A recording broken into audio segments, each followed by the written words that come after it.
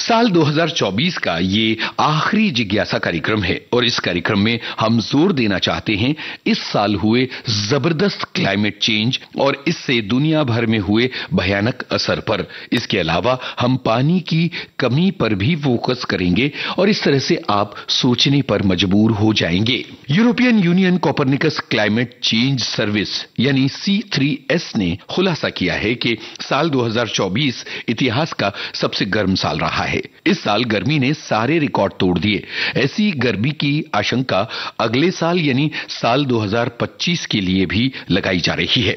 साल 2024 के इस आखिरी जिज्ञासा कार्यक्रम में हम इस बात पर जोर देना चाहते हैं कि किस तरह से हम पर्यावरण का नुकसान करते चले जा रहे हैं और कैसे असंतुलन बढ़ रहा है और धरती किस तरह से गर्म हो रही है। संयुक्त राष्ट्र संघ ने क्लाइमेट चेंज को रोकने के लिए $300 बिलियन की डील अभी जारी की है।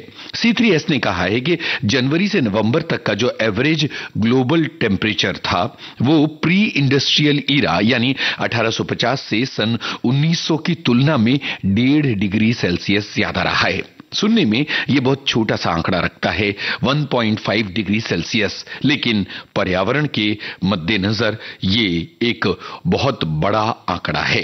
इससे पहले सबसे गर्म साल का जो रिकॉर्ड था वो 2023 के नाम था, पर 2024 में पूरी दुनिया और ज्यादा गर्म हो गई। इस 1.5 डिग्री टेम्परेचर बढ़ने से इटली और दक्षिण अमेरिका में भयानक सूखा आया। नेपाल, सूडान और यूरोप में बाढ़ की स्थिति हुई। मेक्सिको, माली, सऊदी अरब में हीट वेव्स की वजह से हजारों लोग मारे गए। अमेरिका और फिलीपींस में खतरनाक साइक्लोन आया और तबाही मची। वैज्ञानिकों ने स्टडी के जरिए ये बात कही है कि ये सब इंसान के द्वारा किए गए जलवायु परिवर्तन का नतीजा है। लगातार हम जिस बायोफ्यूल का इस्तेमाल कर रहे हैं उसकी वजह से कार्बन डाइऑक्साइड वातावरण में फैल रही है और इसी की वजह से तापमान बढ़ रहा है। इस उत्सर्जन को जीरो करना जरूरी है, नहीं तो पूरी दुनिया तंदूर की तरह जलना शुरू हो जाएगी। इंपीरियल कॉलेज लंदन के वैज्ञानिक फ्रेडरिक ओटो ने यह कहा है कि वैज्ञानिकों की नजर इस समय ला नीना पर है, क्योंकि अगले साल तापमान कम हो सकता है। इसकी वजह से समुद्र की गर्मी कम होगी, समुद्र ठंडे होंगे। इस साल ला नीना या एल नीनो की वजह से गर्मी बढ़ी थी। अगले साल हो सकता है कि गर्मी में कमी आए। हालांकि कुछ वैज्ञानिकों का मानना है कि अगला साल और ज्यादा गर्म भी हो सकता है और हीट वेव, सूखा, जंगली आग और साइक्लोन जैसी घटनाएं देखने को मिल सकती हैं। आपको बता दें कि इस साल 21 जुलाई का दिन धरती के इतिहास का सबसे ज्यादा गर्म दिन था। ये कोई जश्न मनाने का नहीं बल्कि चिंता का मौका है। तापमान बढ़ रहा है, ये एक जानकारी या एक वाक्य नहीं है। आपको बताएं कि साल 2023 पिछले 123 सालों में भारत के लिए दूसरा सबसे ज्यादा गर्म साल था। 1901 से भारत में मौसम का रिकॉर्ड रखा जाना शुरू किया गया था। उसके बाद से यह दूसरा सबसे गर्म साल था।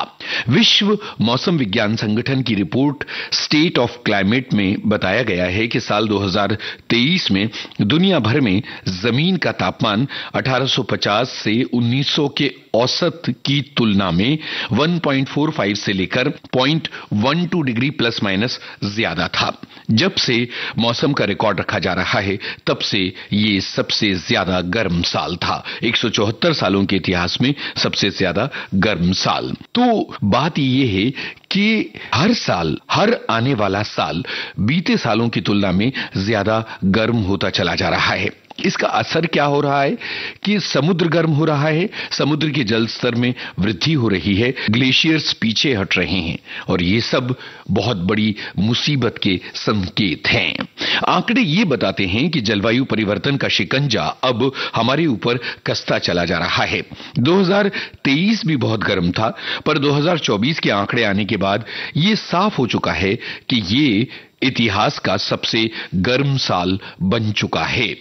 अमेरिका के एरिज़ोना में इस साल 100 से भी ज्यादा दिनों तक तापमान 37.8 डिग्री सेल्सियस से ज्यादा रहा।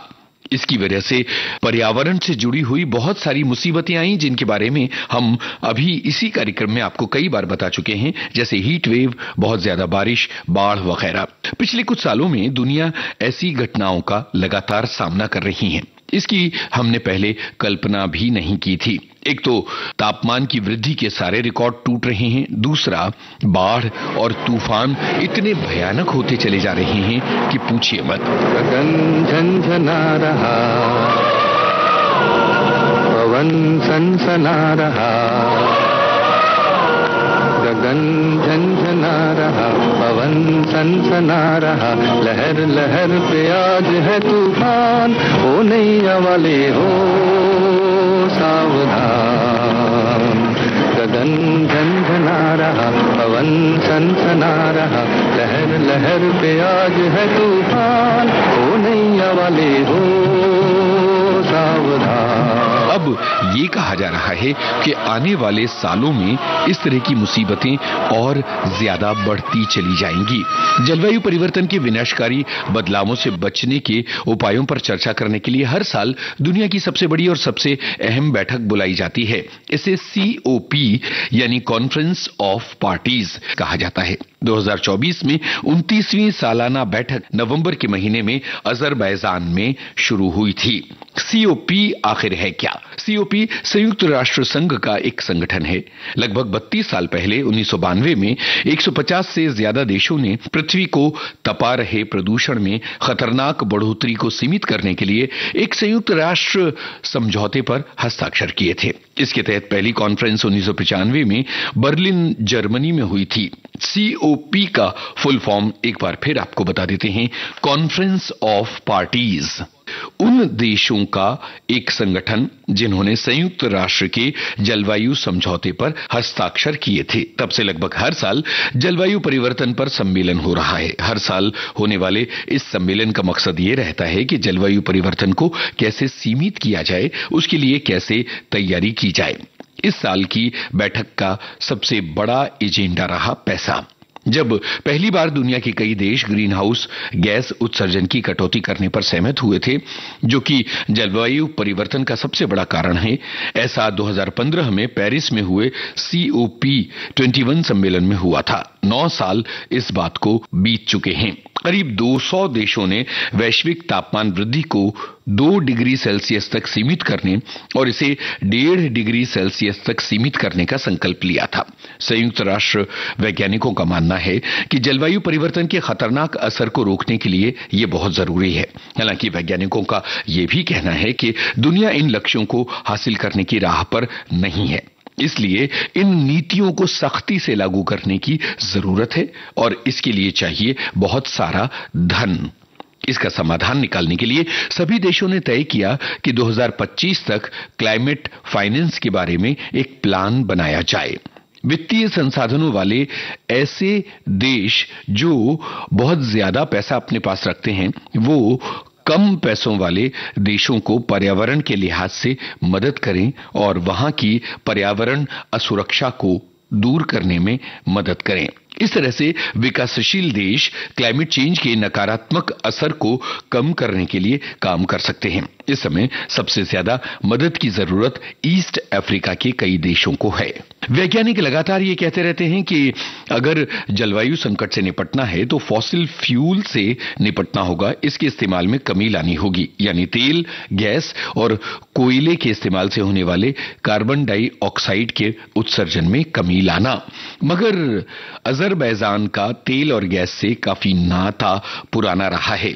1 करोड़ की आबादी वाला ये देश 1991 में अपनी आजादी के बाद से कैस्पियन सागर से तेल और गैस पर निर्भर रहा है। अकेले हाइड्रोकार्बन का इस देश का निर्यात 92% है।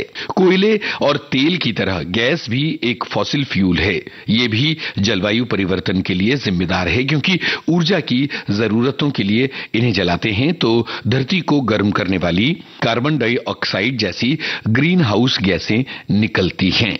2024 की वर्ल्ड हेल्थ समिट के आगमन से पहले द लैंसेट कमीशन द्वारा हेल्थ पर निवेश की एक नई रिपोर्ट जारी की गई, जिसमें यह कहा गया है कि साल 2050 तक समय से पहले होने वाली मौतों को आधा किया जाना है। दुनिया के 7 सबसे ज्यादा आबादी वाले देशों पर फोकस किया जा रहा है, जिसमें बांग्लादेश, इथियोपिया, ईरान और तुर्की शामिल हैं। 50/50 रिपोर्ट का मकसद यह है कि उन लोगों की संख्या में कमी लाना जो 70 साल से कम उम्र में मृत्यु के शिकार हो जाते हैं। इस लक्ष्य को हासिल करने के लिए तंबाकू का कंट्रोल सबसे महत्वपूर्ण है। दरअसल तंबाकू से जुड़ी मौतों की संख्या, इसे देखें और सरकारों द्वारा तंबाकू पर रोक लगाए जाने की काबिलियत या इच्छा शक्ति को देखें तो हम इसमें एक विरोधाभास पाते हैं। जाहिर है कि तंबाकू पर रोक लगाया जाना बहुत ज्यादा जरूरी है और इस बारे में जागरूकता फैलाना भी जरूरी है। जिंदगी है जिंदगी, जिंदगी से खेलो ना, आदमी है ईश्वर, आदमी से खेलो ना, खेलो ना, खेलो ना, जिंदगी से खेलो ना, जिंदगी है जिंदगी, जिंदगी से खेलो ना, आदमी है ईश्वर, आदमी से खेलो ना, खेलो ना, खेलो ना, जिंदगी से खेलो ना। इस रिपोर्ट में यह भी कहा गया है कि 15 प्राइमरी हेल्थ कंडीशन के लिए सेवाओं और निवेश को बढ़ाया जाए, तब भी साल 2050 तक होने वाली मौतों में 50% की कमी लाई जा सकती है। तंबाकू के अलावा अनहेल्दी फूड और ड्रिंक्स, इन पर भी रोक लगाया जाना बहुत जरूरी है। इसके अलावा आज के इस जिज्ञासा कार्यक्रम में एक बात और हम जोर देकर कहना चाहते हैं और वो है पूरी दुनिया में बढ़ती जा रही पानी की समस्या, जो इस साल पूरी तरह से फोकस में रही। दुनिया भर में तकरीबन 785 मिलियन लोगों को स्वच्छ जल उपलब्ध नहीं है, यानी करीब 78 करोड़ लोगों को। हर दिन 800 से ज्यादा बच्चे गंदे पानी की वजह से मर जाते हैं। दुनिया में कई ऐसे शहर, गांव, कस्बे हैं जहां पानी, साफ सफाई, ये सारी सुविधाएं नहीं हैं। पानी की कमी का असर लोगों पर पड़ता है। दरअसल पानी की कमी की वजह से लोग गरीबी में फंसे रह जाते हैं, बच्चे स्कूल छोड़ देते हैं, माता पिता जीवन यापन के लिए संघर्ष करते हैं।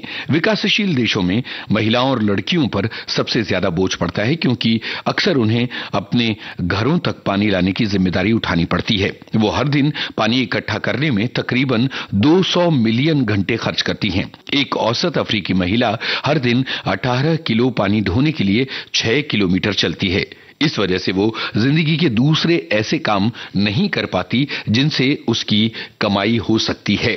जाहिर है कि पानी भी एक बहुत बड़ी समस्या है। आज दुनिया भर में तकरीबन 4.4 अरब लोग साफ पानी से वंचित हैं। उन्हें पीने का साफ पानी नहीं मिलता है। हम अपनी आम जिंदगी में किस तरह से पानी की बर्बादी करते हैं, इस बारे में आत्म अवलोकन कीजिए, विश्लेषण कीजिए और अगले साल के लिए ये कसम खाइए कि हम इस दुनिया को बेहतर बनाएंगे। जिज्ञासा कार्यक्रम के साल 2024 के इस आखिरी अंक में हमने जोर दिया जलवायु परिवर्तन और पानी की कमी पर।